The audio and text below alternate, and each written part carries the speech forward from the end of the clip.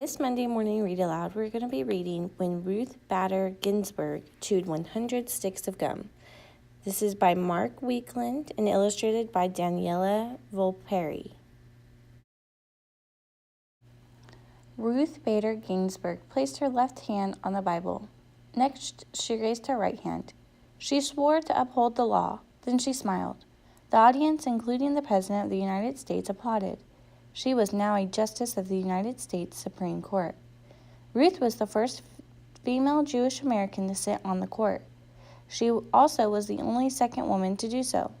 She got there, though, through study and hard work. She knew that girls would follow in her footsteps. One day, there will be as many women as men sitting as judges in our country. Joan Ruth Bader was born on March 15, 1933.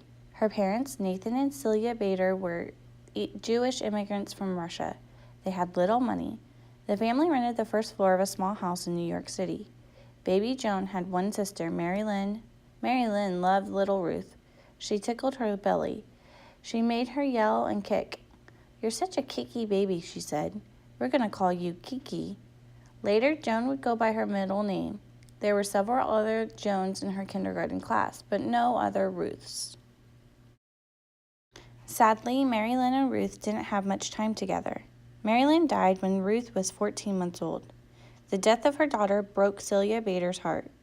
She never stopped thinking about Ruth's future. She swore that Ruth would have a life different from hers. Celia had not gone to college. Her parents could only afford to send one child to college. They had sent her brother. Celia wanted Ruth to do well in school so she could grow into an independent adult. She did not want Ruth to grow up and rely on a man. What did Ruth want? She wanted to make her mother happy. She worked hard to always get good grades. Ruth was left-handed. A teacher tried to make her write with her other hand, but writing with her right hand was unnatural, so Ruth got a D in penmanship. "I'm never writing with my right hand again," she said. Do you know what happened? Ruth never did, and she never got another D in school. Ruth's parents worked hard. They wanted to give their daughter a bright future. Nathan sold furs and hats, and Celia stayed at home to care for Ruth.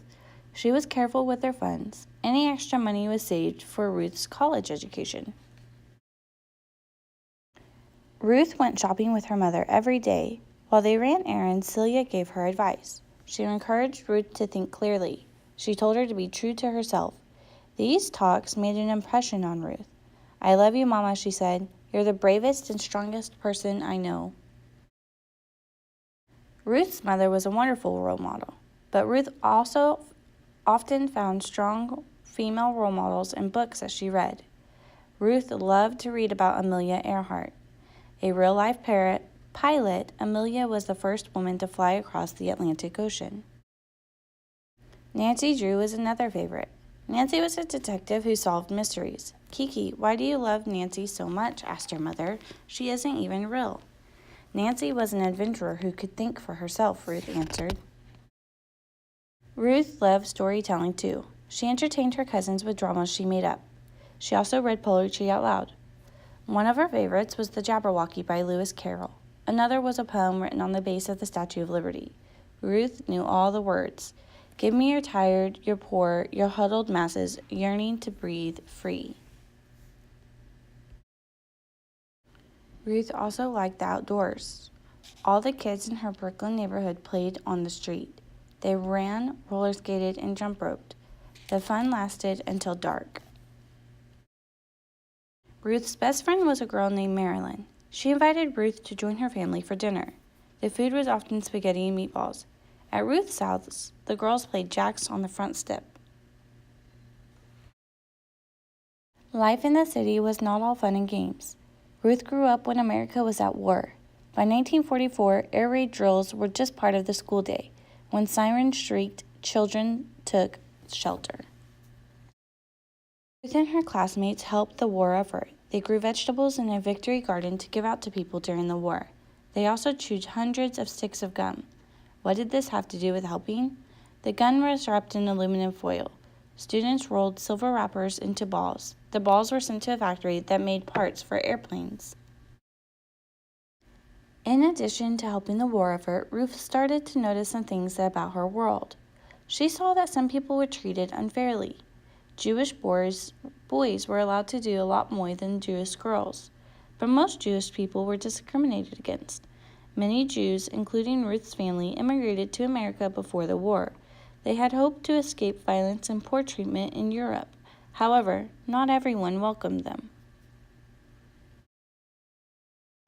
Once, while driving past a resort, Ruth saw a disturbing sign. "Look, Mama, it says no dogs or Jews allowed. Doesn't that make you angry?" Her mother shook her head. "Getting angry is a waste of time, Kiki." Because of moments like these, Ruth learned how to let go of anger and move on. Ruth also learned how to keep a secret. When she was 13 years old, she learned her mother was dying of cancer. There was nothing the doctors could do. Ruth never told her friends. Writing helped Ruth keep her mind off her mother's illness. She worked on the school newspaper. She was also the editor. Other students wrote about things like school play and the circus, but Ruth enjoyed writing about the Bill of Rights and the 10 Commandments. At Madison High School, Ruth was known as a quiet but popular girl. She continued to write and work on the newspaper. She played the cello, and she was a member of the Honor Society. Ruth also belonged to the Go-Getters. It was a pep club for sporting and social events. Members wore black satin jackets. She sold tickets to football games. She twirled a baton. Once she lost control of it, and the flying baton chipped her tooth. Ouch! Ruth's greatest sorrow was losing her mother. Celia died the day before Ruth's high school graduation. Ruth did not go to her graduation ceremony, but she knew she made her mother proud. She won medals, she earned scholarships, and she was going to Cornell University, one of the best colleges in the country. "Mother wanted me to study hard and get good grades and succeed in life," Ruth told a friend, "so that's what she did." Afterward. In 1950s, Ruth met and married her Cornell University classmate Martin Ginsburg. Ruth loved that he was interested in her ideas and thoughts. They were both accepted to Harvard Law School, but Martin was drafted into the military.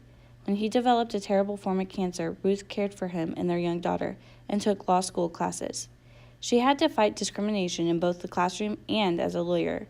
Not everyone thought a woman, and a Jewish woman at that, could be a good teacher or a lawyer, but in the end she triumphed.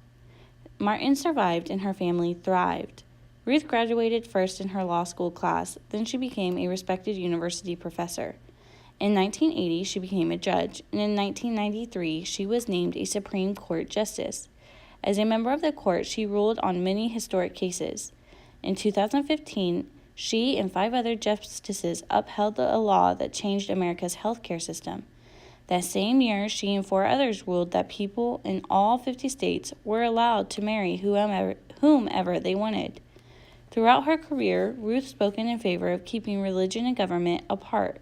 She supported the rights of workers, and she has ruled to treat people equally. I tried to teach through my opinions, through my speeches, and how wrong it is to judge people on the basis of what they look like, the color of their skin, whether they're men or women.